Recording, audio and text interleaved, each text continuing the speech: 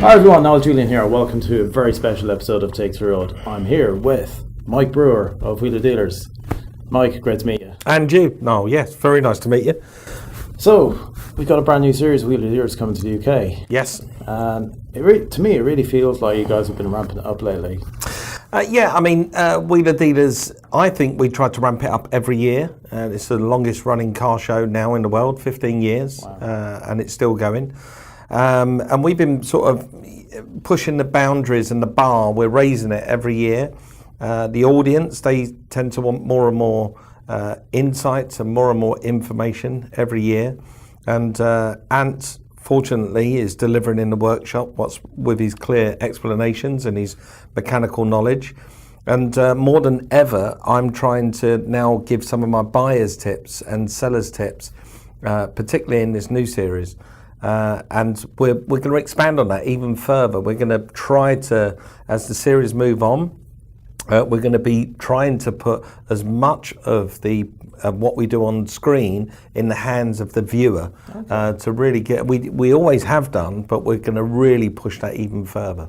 Cool. So that will allow fans to feel more part of the show. Yeah, that's really important to us because we've got a huge fan base all over the world. Over 200 million people watch Wheeler Dealers globally. Which makes it one of the biggest car shows in the world, if not the biggest. And for that, we just want to make sure that the fans are still in tune with what we're doing. After 15 years, things can become a bit stale and a bit staid.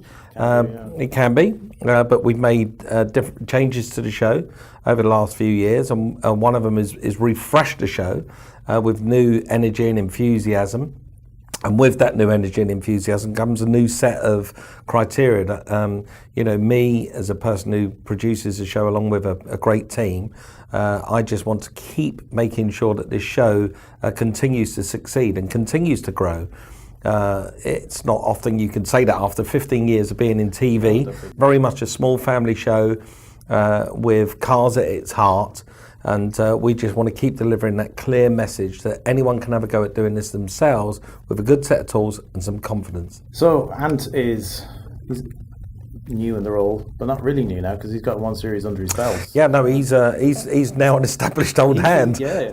Trust me, and he really is. How's he settled in? Oh, amazing. Ant had stepped in right from day one. He took control and ownership of exactly what he wanted to do in the workshop. And working with a mechanic and having that relationship with my engineer, my builder, my mechanic is very important to me. And I want to make sure that we're delivering a clear message. And Ant, being a fan of Wheeler Dealers for many years, he had that ethos behind him that he knew exactly what Wheeler Dealers was and what it should be. So he stepped into the fray with all of those tools already in place, if you pardon the pun. But when he grabbed hold of the workshop, we genuinely think he's taken it onto a new level. And with the greatest respect to Ed before, Ant is a different character, he's a different person, and he is absolutely owning it. And I've challenged Ant with a different variety, a mixture of cars, and it's fair to say Ant hasn't seen things like a Jeep Grand Wagoneer before or a Lancia Fulvia. He's never worked on those kind of cars, but every time I give him a car, he just looks at it and tackles it in the same way he would do if it was a full Capri or an Austin 7. And he is brilliant at what he does. He really is. He amazes us. He's got a tenacity and a work ethic as well that I hope never tires, because he's never late. He's always on time. He's always last to leave, and he's always pushing that extra mile to get that message of information across to the viewer. So in the new series, you've got a really, really cool mix of cars coming Yes, I pushed it this year. I've really gone for it. Definitely. Yes. One of them is potentially a little bit controversial. I'll come to that in a bit. But for me, the one car that jumps out is the Opel GT. Oh. And I absolutely love that car. It's just a beautiful car to look at. And I know it's got the nickname the baby Corvette because it looks like a little Corvette just minus the V8. But as a car to choose for the dealers, I think it's just brilliant. Yeah, well, I've got long lists of cars that I want to get through, and there are still cars that I can't find or can't get to. I still haven't done a Lotus Cortina or a Lotus Carlton. These are a transit van. These are Wheeler Dealers staple diet, and I should be doing them. But to find one to do is difficult. You know, these cars are out of the reach of most people. The Opel GT has been on my list for many, many years, and it was a car that I've struggled to find. And I've struggled to find them because they're at a price point. And on Wheeler Dealers, you know, you always want to see a car starting off at its lowest ebb, how we transform it and how we can capitalise on the market and sell it. And with an Opel GT, unfortunately, that market has been just a very flat market for many years. They've not really ascended in price like other cars recently, like fast Fords. Which is surprising. It is surprising. And I think it comes down to there's not that many of them. So not a lot of people know about them. So I'd had my eye on one for many years. Well, not many years. I'd had my eye on one for many years, but this particular car, I'd had my eye on it for possibly about 6 months. Okay. And it was advertised for about £5,000, and it was just too much for a restoration project. So I thought, well, this car's just out of reach. I'll just keep an eye on it. And I did for about 6 months, and then all of a sudden it just popped up one day, £4,000. And I thought, that's weird. He's just reduced the price. Obviously, he can't sell this car. It's bad. It's going in the right direction. It's going in the right direction. So I phoned the guy up, and unfortunately for him, he had a garage sale. He's selling his house. He said all the wrong things, by the way, on the phone. Never do this if you're selling a car. Never tell a car dealer that you're moving home and you need to get rid of your car, because that's really good news for me. So he said all the wrong things. But what he did say is he had a garage sale at his house. And in his garage sale, some person come round and bought a 50 pence doll, but when they pulled out of his driveway after spending 50 pence, they smacked into his Opel GT. So now he just wants to get rid of the car, and it's got a big dent in the side. So I found the car, and I'm so pleased I did, because not only is it a phenomenal car, there is something about an Opel GT, and you're going to see this in the programme towards the end, and I don't want to ruin the show, but we do some great work, me and Ant, on that car, both together. You're going to see me doing a big mechanical or a body work process on that car as well. And one of the things that is remarkable about the car is at the end, when we're doing the test drive at the end, both me and Ant felt like we were behind the wheel. When you're looking down that sloping bonnet, holding onto the wooden steering wheel and the fluted bezels on the dashboard, we felt that we were behind the wheel of a six-figure Ferrari or six-figure GT, but we wasn't. We was behind the wheel of something that would cost the same as a second-hand Ford Fiesta. And that's remarkable. That car can do that. And I managed to sell it for a good price as well, at a time when the market just started to flip on Opel GTs, and that's my job. I need to be on point of what's happening out there in the greater landscape of cars and what's happening in the marketplace, and find the right moment to get a car at the right price with enough margin. Correct. To try and make something. When a market is shifting, and for me, that's my job on the show. And I don't have a team of people. I've not got an army of producers and writers behind me and all that nonsense. It genuinely is just me. I study the market. That's all I do every day. I go through lists and lists of cars. I'm looking at what's selling globally and in auction houses and on people's driveways, and I'm trying to tailor and tune the show to meet those criteria.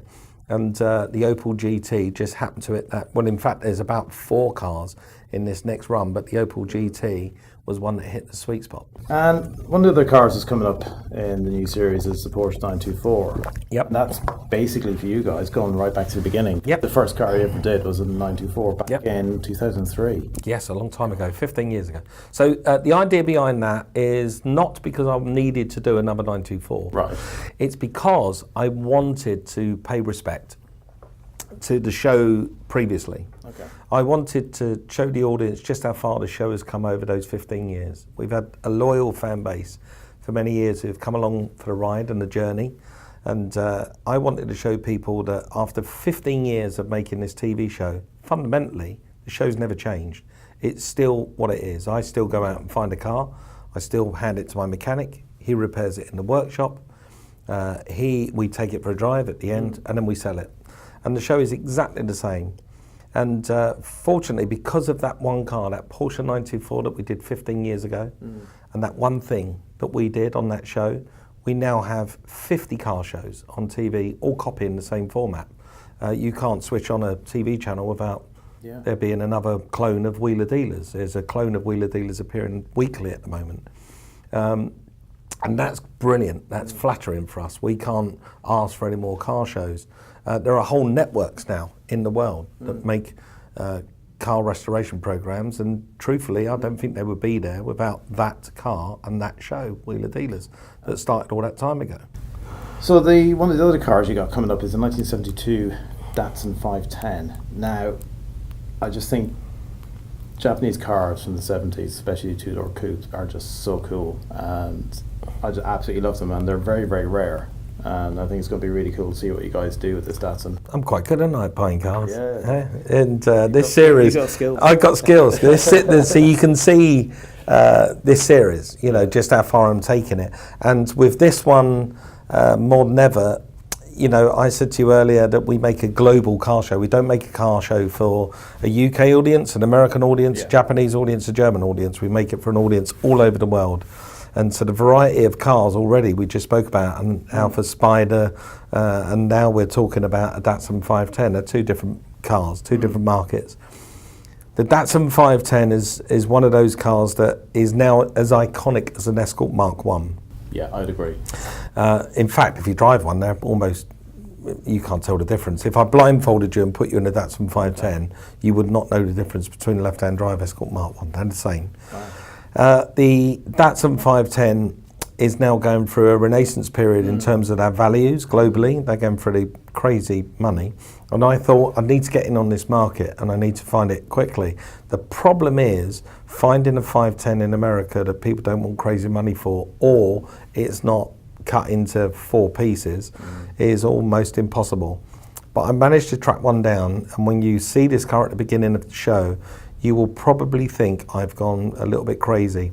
And I'll be honest with you, it's not often I want to turn around and walk away from a car, but this was one I genuinely, when I turned up, thought, we've wasted the trip.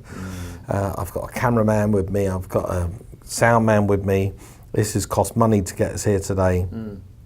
And I think I'm going to bin this. I think I'm going to cut it and turn around and walk away. And that wasn't because the car is hideous. I mean, it really is. Probably one of the worst cars I've ever seen. Until he opened the bonnet. And when he opened the bonnet, all the heavy lifting in the engine department had already been done. Right. And it was incredibly straight, the car. Although it was hand painted to make it look like a Trans Am race car, literally hand painted with a brush. I think it was hand painted with a brush and a broom. Honestly, you've never seen anything so bad. It had no interior, there's no carpets. The dashboard is a mess. The seats are completely ripped. There was no headliner. This car is a mess. A bit of a Frankenstein car. It was proper. I mean, it was just hideous. I had to have a tetanus injection just to get in it. But with that car, when you sit at the end, you are going to be. I think the audience will be blown away. Okay. So there's a bit of a story to this Datsun? So Datsun, they first appeared in America, in North America in 1972. So this little car would have rolled off of a cargo ship in the port of Long Beach in 1972. And here we are 45 years later, 46 years later. And when we finish the car at the end, we take it back to the port of Long Beach, to where it originally landed in America and started the whole Datsun and Nissan phase of their time in America. And we take it back to the port and put it back to being a brand new car where it would have landed all that time ago. Awesome. That's a great story. Can't wait to see that. Oh, it's brilliant. You'll love the colour as well. The colour's great. Cool. So moving on to the slightly controversial pick. The Mini Cooper S MC40 from 2002. Controversial? Is it too modern a motor car to have on Wheeler Dealers? No, we've done Audi TTs. True. Yeah, nobody ever complained about that. I think we've done a Honda S2000. In fact, Honda S2000 is our highest rated show ever. Was it? Okay. So yeah, I think it's all right to have a modern classic. I found the Honda S2000 really frustrating. Why? because I can't fit in it. Oh, right. I'm too tall. Great car. Because I really want one. But Yeah, they're amazing. I got in one at an auction once. I thought, this looks good. I might be interested. I got in, went to kind of like use the clutch, and like, oh no, my leg is too long. Darn. So disappointing. Well, what I'm often asked, what makes a classic car? Okay, so what is a classic car? Well, you can define a classic car really simply. A classic car is something that people will put a poster on their bedroom wall. It will have a user group, a car club. People will take it to shows with other cars of similar ilk and show it off. People will fawn over it and they will love it. That's when a car starts to become a cult and it starts to get a status. And there's no denying that the modern interpretation of the old Mini, the BMW Mini, has now got that status. I mean, it's been with us now for nearly 20 years. And in it's a long time. And if I would have said a 20-year-old Ford Escort, people would have said absolute classic. But because it's the BMW Mini, there's a bit of a stigma attached to it, because people tend to not understand the history of that car. And the history of that car, I'm going to explain it very simply. So hopefully they will understand. When Longbridge decided to stop making a Mini, when Rover did that many years ago, and BMW then acquired the company and they decided to start making Mini again, they tasked a fella called Frank Stephenson to design the Mini. Now, Frank Stephenson, when he designed the Mini one, what he did is he took a Mini Mark 1, the original Mini. He took that car and he, in a designer's head, said, what would it look like in 5 years' time? And then he designed the 5-year time car. And then he said, well, what would it look like 5 years after that? And he designed the 10-year car.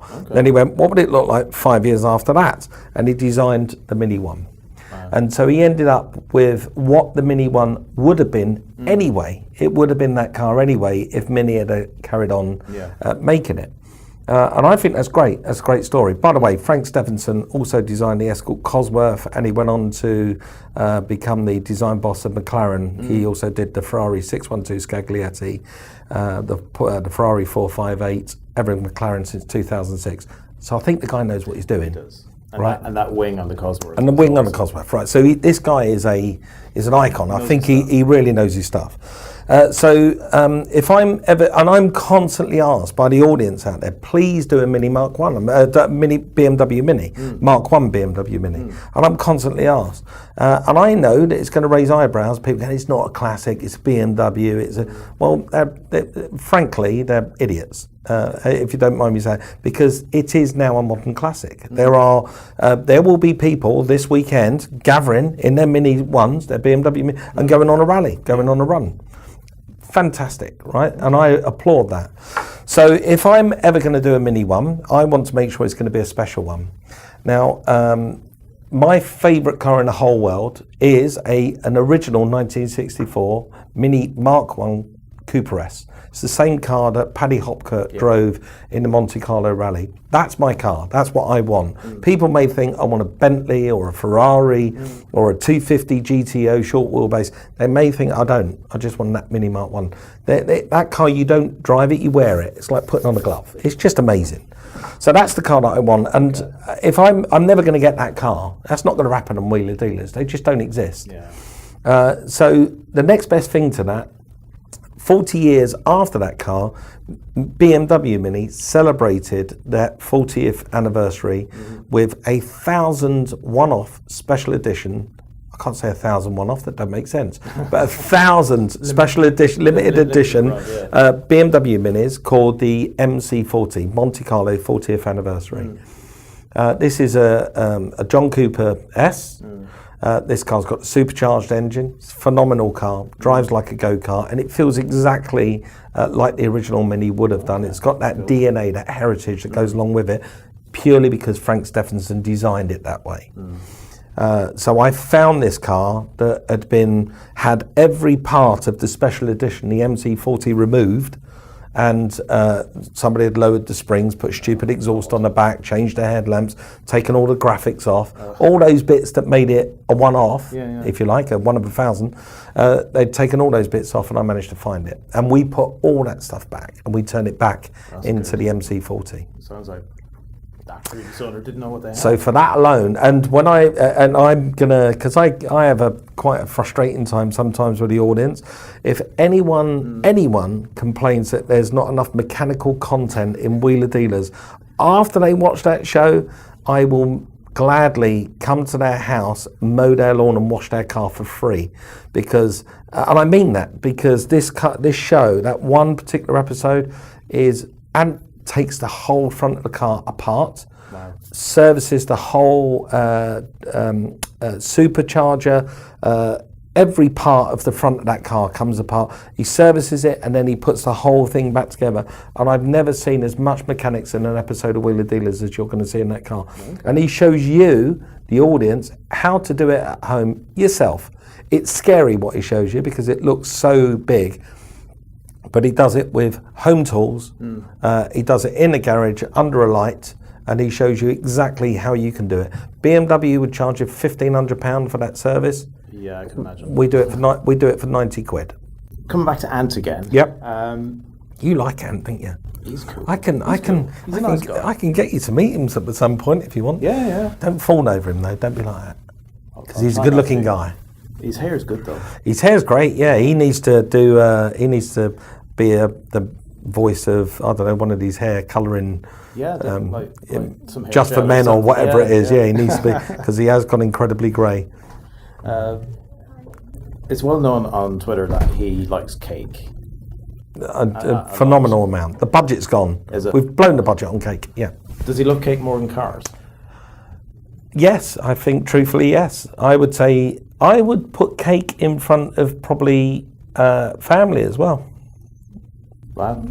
He is a cakeaholic. And yet, when you look at him, he doesn't look like he's a bit ever past his lips. But no, he very much is, he likes his cake. Every time my wife, Michelle, makes cakes every single day for the workshop. I've seen those on Twitter. Yeah, she does that every single day. And every time Michelle turns up at the workshop with cakes, there's a hand that gets in that box before anybody else. And it's usually Ant's. A hand covered in oil and grease. And he goes in, grabs it, and poof, it's gone.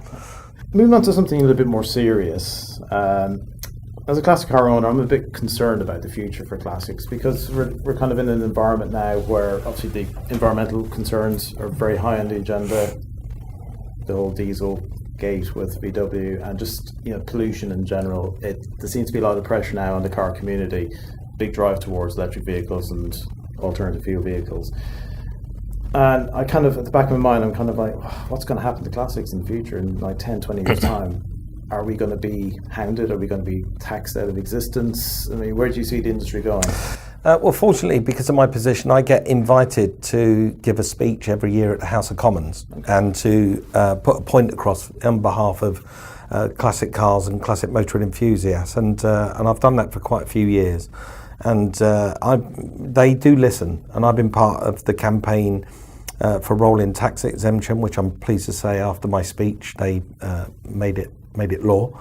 I'm sure there's other people that, there was a big section of the classic car community badgering for that, but I made a very impassionate speech to them about how, about the life cycle of a car, and when a car stops becoming a burden on the state, but it becomes a burden for the owner, why should he be paying tax on it at that point? And they listened. And I've had lots of chats with Mr. Grayling, the Transport Minister, over exactly this issue and about where we're going in the future. And hand on heart, I can tell you that classic cars will always be here. They contribute billions to the UK economy every year. The government know that, they're not stupid. And they will always be a concession for classic cars. They making those concessions now. I think from May the 21st, we no longer need to MOT a car that's over 40 years of age, and that again is part of my and other people going up to the House of Commons and and batter him for stuff like this. And that's because, you know, classic cars are inherently safe. People have looked after them and they are restored to a level where it's almost insulting to take it to Gary down the road to get him to put it on a ramp after he's just looked at a 2015 you know, Volkswagen Golf, and then you're asking him to look at a 1962 whatever it is, Alfa Romeo. It's a bit of an insult. So the UK government will make concessions for classic car enthusiasts.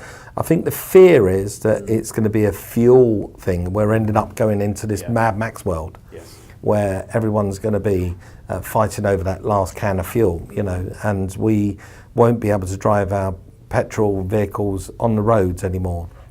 I think what will happen is there is going to absolutely be a big lean towards classic electrifying classic cars. That's already happening with manufacturers. Jaguar have got an electric E-Type program that they're experimenting with. I know Ferrari are experimenting, and other manufacturers are going to soon follow suit. And they will be there just to grab headlines, to become halo figures for them. But there is going to be more of there's a company that I've been talking to and working with in America that are now taking 911s, Volkswagen Beetles, Type 2s, and electrifying them. And these cars accelerate better, handle better. Even me and Ed did it with Maserati. So there will be an electrification of cars. But I think that everyone's just spray gunning at the moment. Nobody actually knows what's going to happen. But what will happen, hand on heart, is that in 70, 80 years from now, we'll still be driving Austin Princesses around the roads of England. Moving on to the last little topic I've got here. I can't believe it's over. I know. Quickly, it's great. We've had so much fun. Yeah, I loved it. For me, when I'm browsing the internet looking for cars, because I do this all the time, I just sit there at the laptop and I just browse the classifieds, see what's for sale, and something kind of catches my eye, like say like a Cis Italia A50 Spider or a Dodge Colt GS. And whenever I find something like that, a rare like special car, I just get so excited, and it's almost like I found the lost tomb of Alexander the Great or something like that. Yeah. Do you get excited when you find a rare car? Every single hour of every single day. When you see me on TV behind the wheel of a car, and take for instance the Austin Healey 3000, that really is me. That's the real Mike Brewer. That's me. I just get excited. I get excited behind the wheel of everything. And when I find these cars, there's two sides to me. One is, I want to deliver a message to an audience, and then there's the other side of me that goes, oh my God, I so want to be behind the wheel of that car. I so want to drive that bloody car. And there's these two sides to me.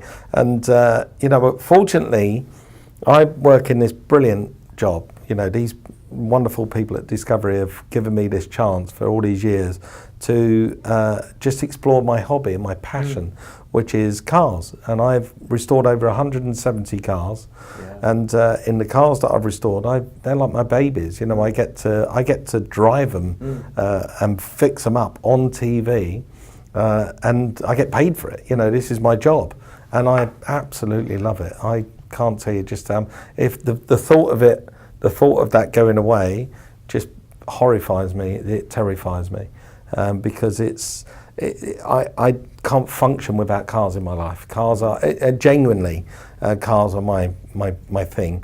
As I say, come and find me this weekend. If you want to come and talk to Mike this weekend somewhere in the world, you can come and find me. I'll be at a local car show. That's rather than being a husband and a father or putting the shelf up or laying that carpet down that I said earlier. Yeah, you'll find me walking around a car show.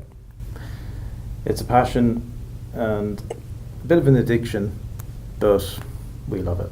Yeah. I don't mind being addicted to cars. I think it's quite good. Could be other things, couldn't it? I could be addicted to. I think cars are all right. They are. Yeah. Definitely. Mike, that was fantastic. Thanks for talking to Takes the Road, and looking forward to seeing the new series of Wheeler Dealers and all the cool cars you've got fixed up. It's an absolute pleasure. Hold out your hand. Oh. You just bought yourself an 82 Datsun Cherry. Well done. Yes, an 82 Datsun Cherry. I've been wanting one all my life. Thanks, Mike. It's an absolute pleasure. Stay Bye-bye. tuned, guys. See you soon. Adios.